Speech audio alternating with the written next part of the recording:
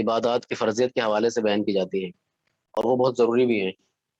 ضروری اس لیے کہ مطلب یہ کہ ان کے بغیر ہمارے یہاں عبادات کا یا اخلاقیات کا، ایمانیات کا کوئی تصور نہیں ہے۔ تو سب سے ہماری بنیاد وہ وہی چیز ہیں۔ اگر ایک شخص اسلام کا معترف نہیں ہے تو وہ اسلامی عبادات، اس ظاہر سی بات ہے، اس سے متعلق ہو ہی نہیں سکتی۔ تو پہلی چیز جو ہے وہ فلا یجب الصوم علی الکافر بمعنى انه لا يطالب في دار الدنيا بالصيام لانه فرع عن دخوله في الاسلام وما دام غیر داخل في الاسلام فلا معنى لصيامه۔ تو کافر پر نہیں ہے، اس کے لیے اسلام کا ہونا ضروری ہے۔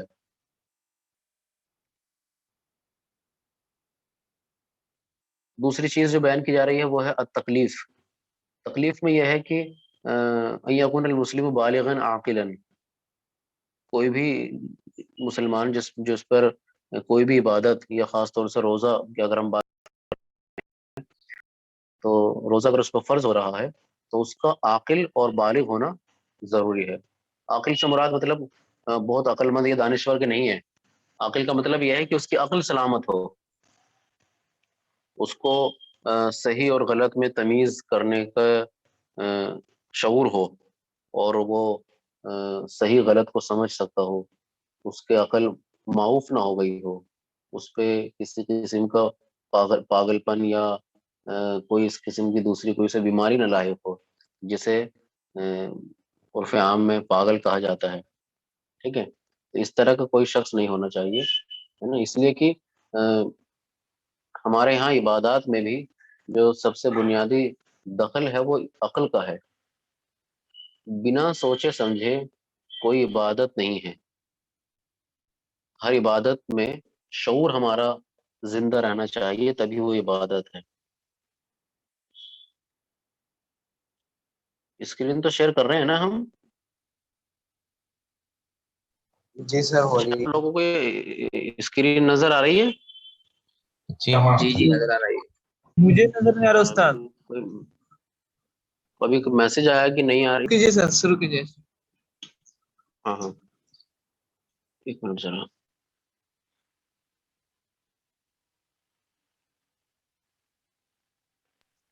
تو سر ایک عاقل سوال ہونا تھا۔ چاہیے۔ ہاں بولیے، کون ہے؟ محسن؟ نہیں سر، نیاز۔ ہاں نیاز بولو۔ عاقل اور بیوقوف میں کوئی فرق ہوتا ہے کیا سر، یا پھر دونوں ایک ہی کہہ سکتے ہیں؟ ہاں، تو یہ عقل کا اور عاقل ہونا اور بالغ ہونا فرض ہے۔ ہاں، اسلام میں اسلام مطلب سوری تکلیف میں جو ہم بات کر رہے ہیں کہ اسے تکلیف ہونا چاہیے۔ تکلیف کا مطلب کیا ہے؟ احساس ذمہ داری۔ ٹھیک ہے، یہاں پہ تکلیف سے مراد مطلب کوئی اردو والی تکلیف نہیں ہے۔ اردو میں جو تکلیف بیان کی جاتی ہے وہ ہوتا ہے مطلب ایک احساس غم یا احساس پریشانی، ہے نا، پرابلم کے معنی میں استعمال ہوتا ہے۔ لیکن عربی میں جو تکلیف ہے الفت، وہ احساس ذمہ داری کے معنی میں استعمال ہوتا ہے۔ یعنی آپ عبادات میں آپ کا پورا شعور، آپ کی آپ کا پورا احساس شامل ہونا چاہیے۔ جب تک آپ کا احساس، آپ کے شعور، آپ کی عقل، آپ کا ذہن اس میں شامل نہ ہو، تب تک وہ آپ کی عبادتیں بالکل ویسی ہیں جیسے کہ کسی پاگل آدمی کو کہہ دیا جائے عبادت کرنے کے لیے۔ تو یہ روزہ کے تعلق سے بھی، اور نماز، حج، جتنی بھی عبادات کا تعلق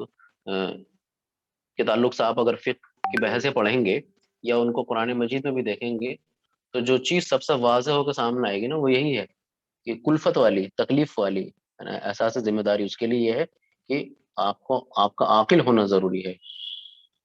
مگر یہ اس قدر واضح ہونے کے باوجود بھی کیسی افتاد پڑی اس امت پر کہ ہمارے یہاں سے عبادات سے عقل کو ایسا نکالا گیا کہ مطلب وہ اگر کوئی اس کے تعلق سے یہ بیان کرے کہ یہ ہماری عبادتوں کی شرط اول ہے، عقل کا ہونا، یا مطلب عقل سے مراد ہے کہ اس کے سوچنے سمجھنے کی صلاحیت کا موجود ہونا، تو یہ ایک بڑی نئی اور عجیب چیز لگتی ہے لوگوں کو۔ اب جو عبادات کا تصور ہے وہ مطلب ایک ایسا تصور ہے جس میں عقل کی کوئی خاص اہمیت نہیں ہے. آپ کوئی چیز رٹا مارے ہوئے ہیں اور اس کو آپ مستقل دہراتے رہیں تو یہ بھی جو ہے آپ کی عبادتوں میں شمار ہے, اور یہی طریقہ جو ہے وہ جاری و ساری ہے. فإن فقد أحد هذين الوصفين استاذ سقطت صفة التکلیف عنه. یہ واپس بولی جو آپ نے ابھی پچھلے پوائنٹ بولا, رٹا لگاتے رہے. ہم یہ بول رہے تھے کہ ہمارے یہاں جتنی بھی عبادات کی شرطیں بیان کی جاتی ہیں, فقہ میں بیان کی گئی ہوں وہ, یا احادیث میں بیان کی گئی ہوں, وہ ان میں جو ایک بنیادی شرط عبادات کے تعلق سے بیان کی جاتی ہے, عبادات کی فرضیت کے حوالے سے, اس میں عقل کا بڑا اہم مقام ہے. یعنی بار بار یہ بیان کیا جائے گا کہ یہ چیز کن لوگوں پر فرض ہوگی, تو بتایا جائے گا ان یکون عاقلا, ان یکون بالغا, ان یکون مسلما, ہے نا. تو شعور کا حاضر رہنا عبادت کے وقت, یہ کتنی اہم چیز ہے. یہ جو شرط بار بار بیان کی جاتی ہے, اس کی وجہ یہ ہے کہ عبادات بغیر شعور کے, بغیر سوچے سمجھے, بغیر عقل کے استعمال کیے ہوئے عبادات نہیں ہیں. وہ کچھ ایکسرسائز اور کچھ ہماری ڈیلی روٹین کی کثرت یا ورزش جیسے کچھ عمل ہو سکتا ہے, لیکن عبادات نہیں ہو سکتی. ایک ہماری ایکسرسائز کو اور عبادت میں جو بنیادی فرق کرنے والی چیز ہے, وہ ہمارے ایمان کے ساتھ ساتھ ہمارا شعور ہے. اگر ایمان کے ساتھ ہم اس میں شعور شامل نہیں ہے تو پھر وہ ایمان مطلب تنہا ہے, بنا شعور کا ایمان ہے. یہ کہہ لیجئے کہ اگر جیسے کوئی بڑا پلنگ ہے اور اس کے 4 پائے ہیں, اور 4 پایوں میں سے 3 نکال دیا, تو ظاہر سی بات ہے وہ اکیلے اس ایک پائے پہ کہاں تک ٹکے گا, گر جائے گا. سر چلیے, وہ دلیل سر ذالک. سر بولیے. سوال سر یہ ہے کہ جب ہم مطلب رمضان کا وہ آتا ہے, موقع آتا ہے, تو لوگ تبلیغ کرتے ہیں رمضان کو لے کر کہ رمضان ہمیں روزے رکھنے چاہیے. اس کے کچھ سائنٹیفک طریقے بیان کرتے ہیں, اور اس کے بعد پھر ایک سائنٹسٹ کو, جاپانی سائنٹسٹ کو نوبل پرائز ملا, وہ بیان کرتے ہیں.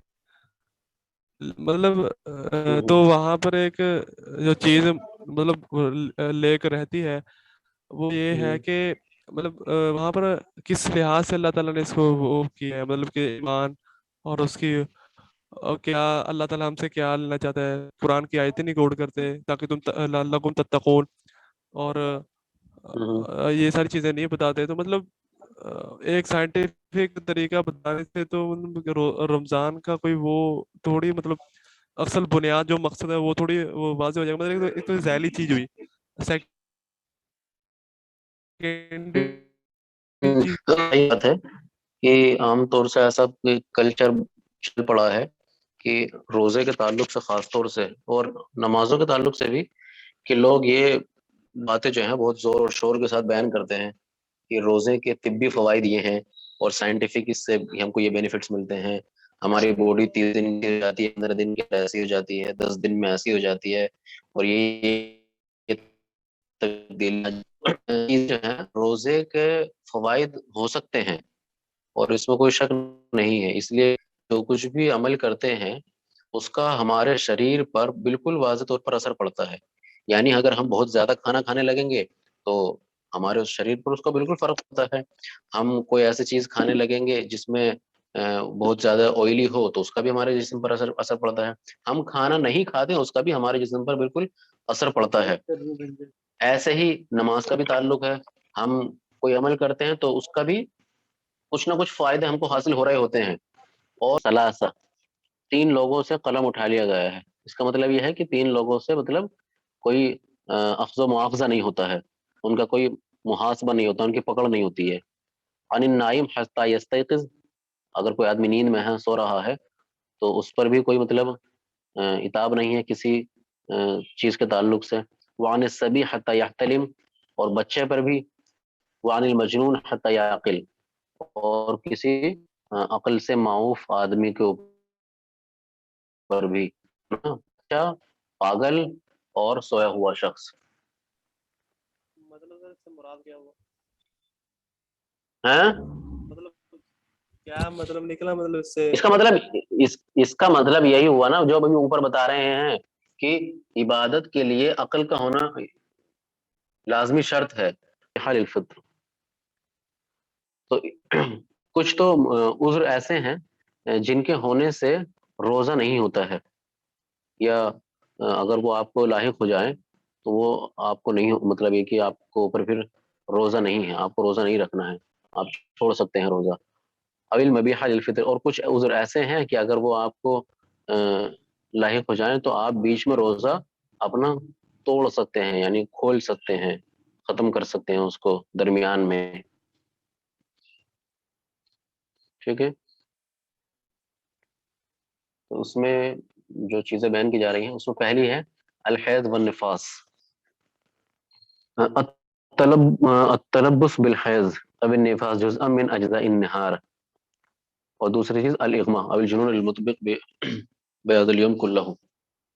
کہ حیض اور نفاس کی حالت میں بھی عورتوں کو یہ کہا گیا ہے کہ وہ روزہ نہ رکھیں. اور دوسری چیز بیان کی گئی ہے جنون اور بے ہوشی، یعنی کسی آدمی کو دورے پڑتے ہوں، کوئی اس کو مطلب بے ہوشی کی حالت میں ہو، بار بار اس کو جو ہے بے ہوشی کی اس پر طاری ہو جا رہی ہو، اس طرح کی اس کی سچویشن ہو، تو اس میں چاہے مرد ہوں یا خواتین اس طرح کے لوگوں پر بھی روزہ فرض نہیں ہے. فرض نہیں ہے سے مراد یہ کہ مطلب وہ روزے کی تکمیل بعد میں کریں گے.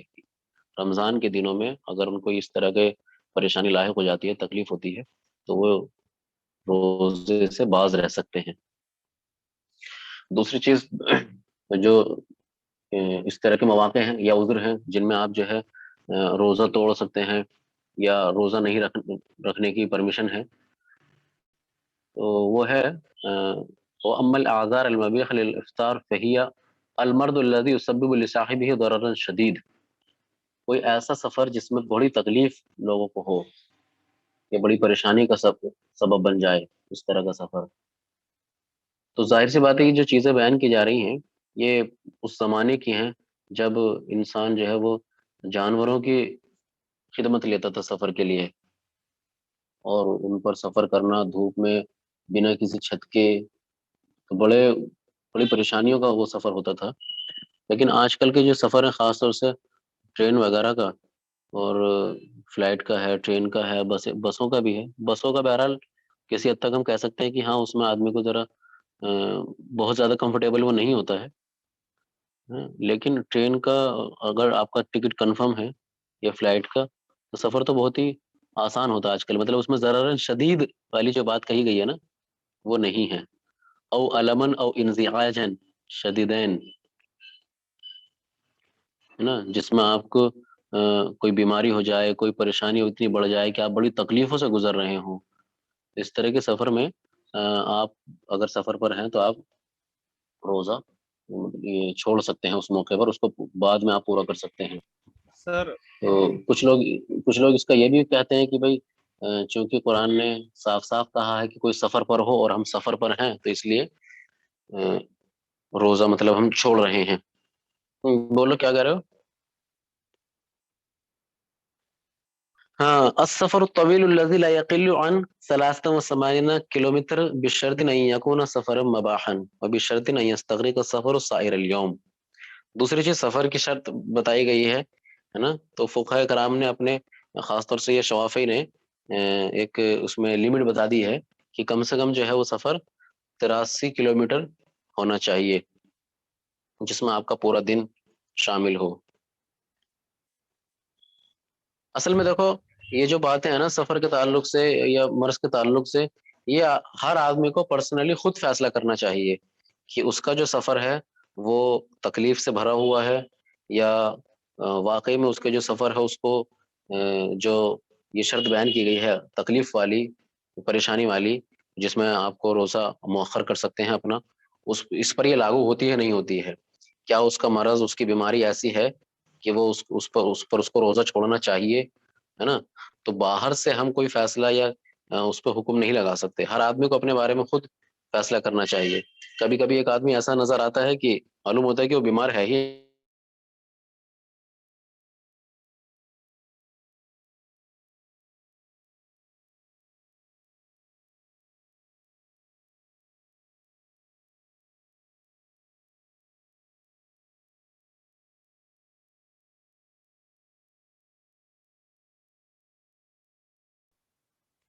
اچھا ایک چیز اور یہاں میں تھوڑا سا بیان بتا دینا چاہ رہا ہوں، بتا نہیں دینا چاہ رہا ہوں بلکہ کچھ آپ لوگوں کے بیچ میں رکھنا چاہتا ہوں، اس پہ آپ تھوڑا سا غور کر کے آئیں، سوچ کر کے آئیں. وہ یہ کہ ایک منٹ،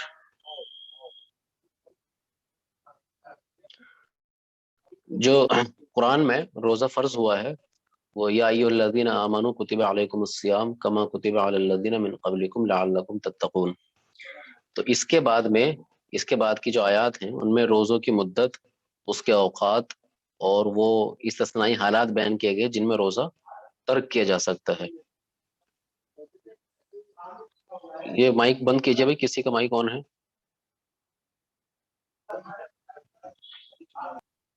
جی اسامہ نعمانی مائک بند کیجئے اپنا.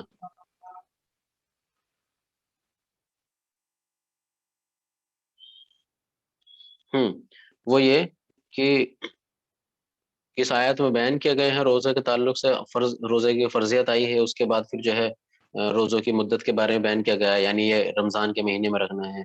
پھر اس کے بعد میں اوقات بھی بیان کیے گئے ہیں، کب سے کب تک یہ رہے گا، اور اس میں جو ہے خیط الابیض سے خیط اسود.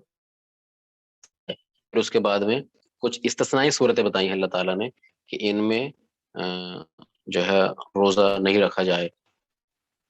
تو سارے لوگ جو ہیں ان چیزوں کو، جیسے سفر اور مرض کے تعلق سے قرآن میں کہا گیا ہے کہ میں آپ روزہ نہ رکھیں نا، تو اس کو یہ کہتے ہیں کہ یہ روزے کی رخصت ہے، چھوٹ.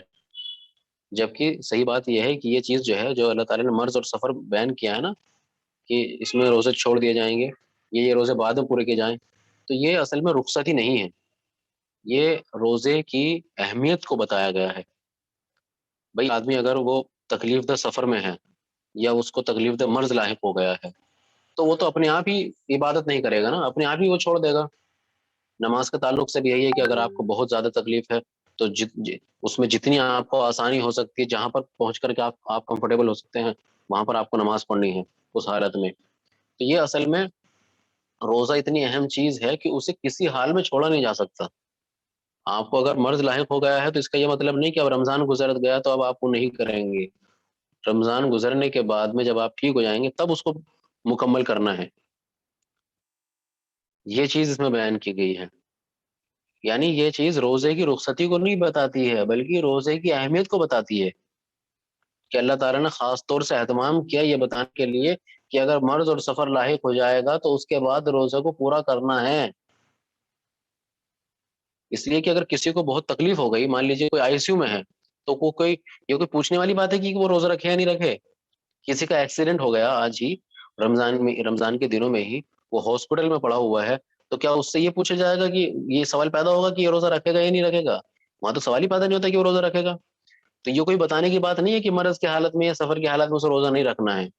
بتانے کی اصل بات یہ ہے کہ اگر مرض اور سفر لاحق ہو جائے تو روزہ ساقط نہیں ہوتا ہے، بعد میں اس کو پورا کرنا ہے. یہ ہے اہم چیز، سمجھے؟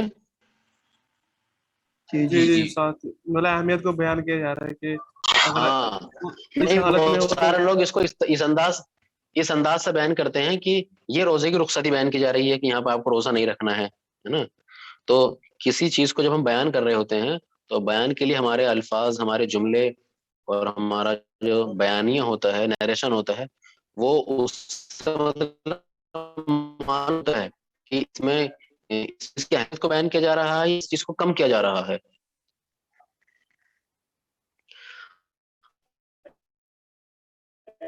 اچھا، ایک چیز اور مجھے بولنا تھا لیکن وہ وقت جو ہے اگلی کلاس میں کرتے ہیں انشاءاللہ.